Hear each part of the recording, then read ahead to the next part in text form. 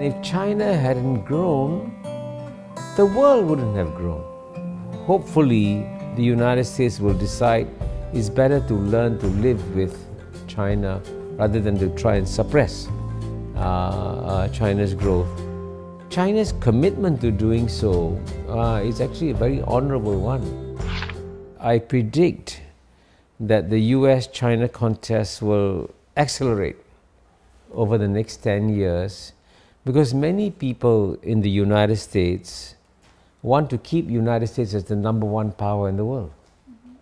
And they believe that the way they can keep the United States #1 power in the world is to stop China.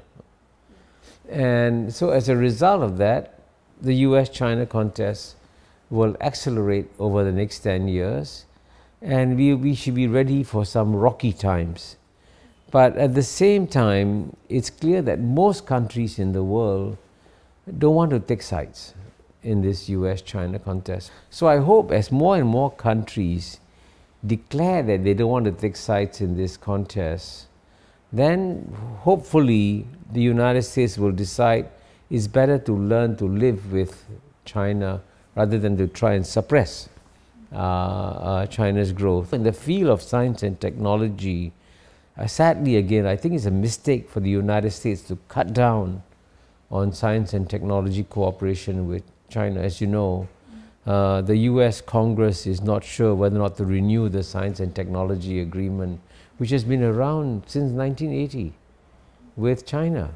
It would be a mistake for the United States.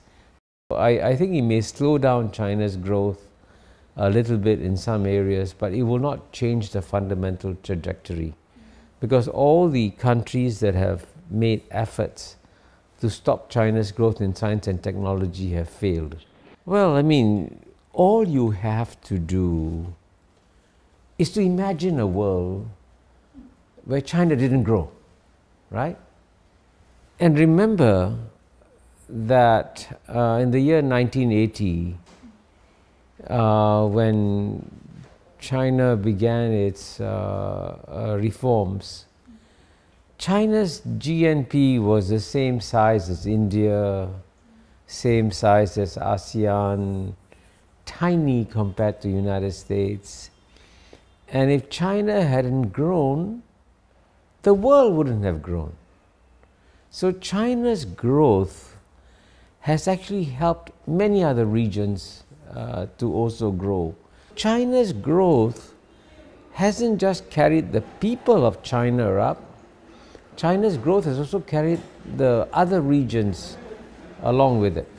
For 1800 out of the last 2000 years, the two largest economies of the world were always those of China and India, right?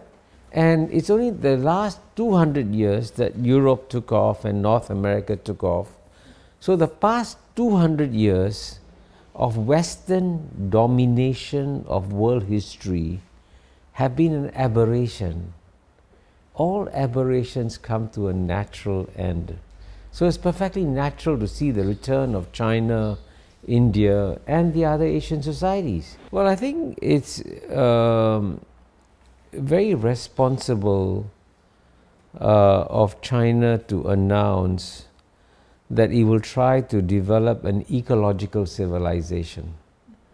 I say that's responsible because when the Western countries went through the Industrial Revolution in the 18th, 19th century, when they produced their large steel mills and coal plants, there were so many emissions, so much pollution, but the environment wasn't a factor at all.